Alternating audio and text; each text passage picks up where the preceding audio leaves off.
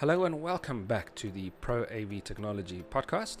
My name is Marius and I will be going through part one of a four-part series that I created based around the basic principles of a PA system. So let's go into part one. So part one you can find on my blog, which you can find at proavindustrytech77.blogspot.com. Part one is centered around a little bit of the history of a PA system, where it originated from, and the basic components that was developed throughout the years to get to the basic PA systems that we know obviously and use today.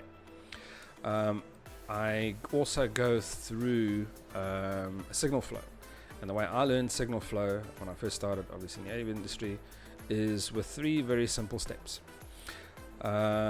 And as you can see it here, I've actually got it laid out an actual basic description and a diagram to illustrate and obviously explain how this all works. So first and foremost, you start off with what we call a source, which is in essence a microphone or a laptop or any sort of device that plays back pre-recorded music. The sources will then get plugged into what we call a modifier, and in this case it is a mixer, which then modifies the actual sound signal, and obviously in a preamp state, before it goes to an amplifier to obviously get boosted up, which then in turn connects to the destination, which is the speakers. The destination then obviously will relay that audio to the final destination, which is our ears. So this basic diagram here just explains what I mean with regards to source, modifier and destination. The four parts that I've created are based around different topics. So in this part one, I go through a full range point source PA system and a two-way PA system. In part two, I go through a three-way PA system, and I do a brief sort of comparison between a two-way and a three-way PA system.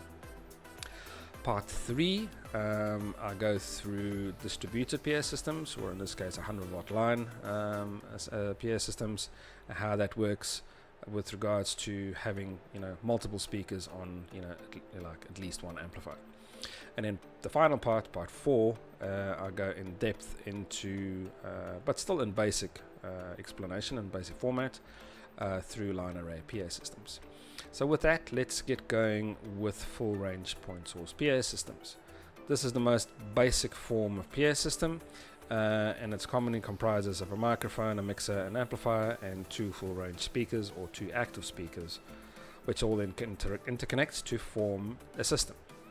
So I just wanted to quickly just focus on three diagrams that I did here, just explaining the different variants that's available on the market for basic PA systems.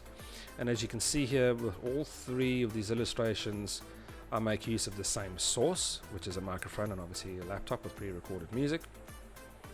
But the first one is a PA system with a stereo mixer, two-channel amplifier, and passive two-way speakers. So you can see the source connects to the mixer, and then the mixer then connects to an amplifier, and then that amplifier connects to two passive speakers. Just again, also I observe the signal flow here from left to right, with it being source, modifier, and destination. The second one is a PA system with a stereo powered mixer and passive two-way speakers. Again, it uses the same source, which in this case again is a microphone and a laptop or electronic device playing back pre-recorded music. But then this plugs into what we call a powered mixer.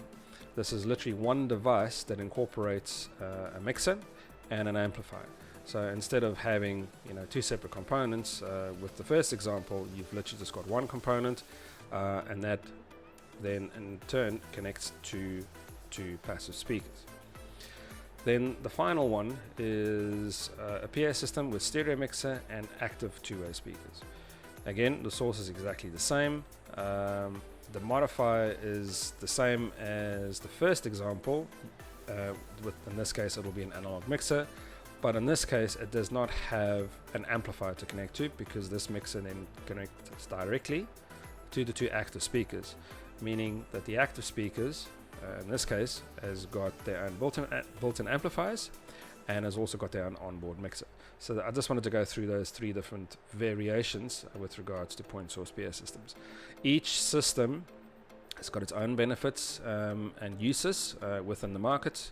For instance, something like the stereo powered mixer option, which is the second one, that could possibly be used in like a small sort of an environment, maybe for just general announcements, maybe a school hall, that sort of thing.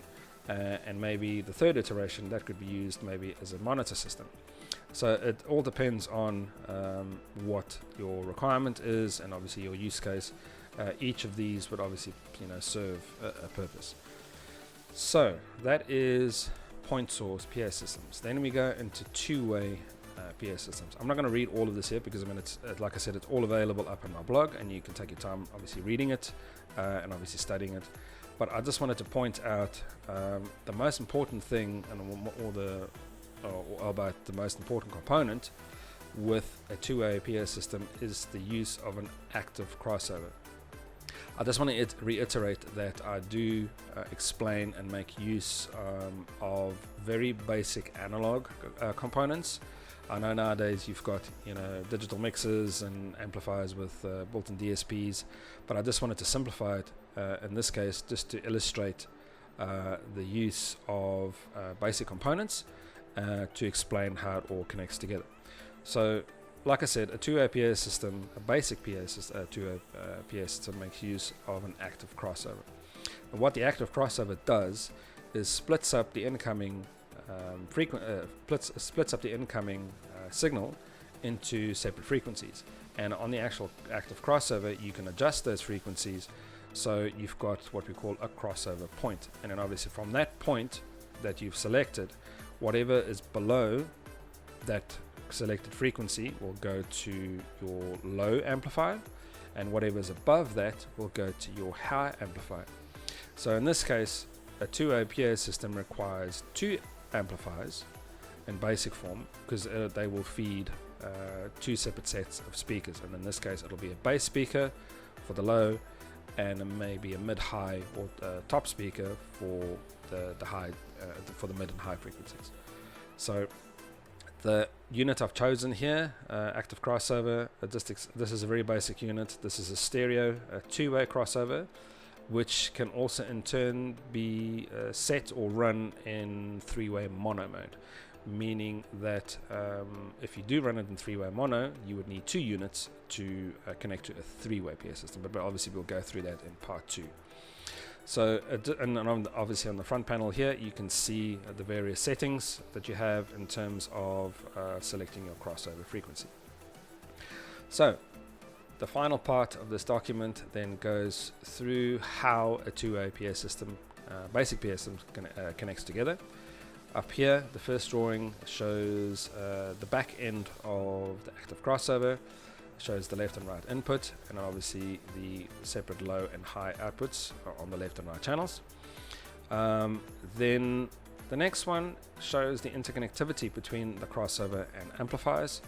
Obviously at the top you can see the active crossover and how that connects to your high and your low amplifier. The third drawing here and last drawing shows the interconnectivity between the actual amplifiers and the separate speakers. So you can see your high amplifier connects to your top speakers or your mid-high speakers, and your low amplifier connects to your low or your bass speakers. So that is the end of part 1. So I just wanted to do a quick recap with regards to part 1. So what have we learned? We've learned that source, modifier and destinations are terms used to describe the basic principle of how a PA system works, as it needs a sound source which is then modified and then fine-tuned before it reaches its destination. A basic PA system consists of a microphone, mixer, amplifier, 2 speakers and their required speaker and signal cables to connect it all together. A two-way PA system consists of an active crossover to send dedicated frequencies to the correct speakers. Two-way PA system also consists of separate amplifiers and separate bass and mid speakers. So yeah, that brings us up to the end of part 1. Part 2, like I mentioned, we will discuss three-way PS systems, and I'll do a quick basic comparison between two-way and three-way PS systems.